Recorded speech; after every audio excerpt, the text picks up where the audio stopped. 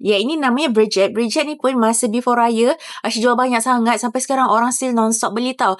Especially yang colour tan ni. Untuk Bridget, yang material yang lain kan, macam colour lain pakai pebble leather tau. Tapi yang ni dia pakai smooth leather. So, it has like the luxurious punya look lah. Ada Pinmont logo with silver hardware dekat sini. Ada hang tag dekat sini. Belah belakang dia. Okay, for this one, dia pakai push lock closure tau.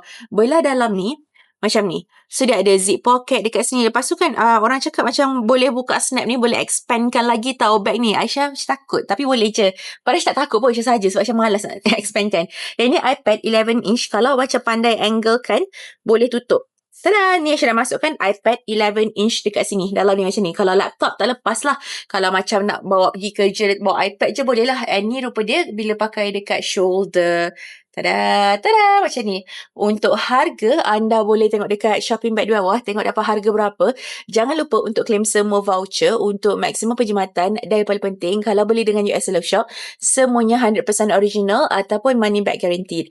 Cara pembelian boleh tekan shopping bag di bawah. If you guys have any further question, boleh juga komen down below. Dan jangan lupa tekan button follow.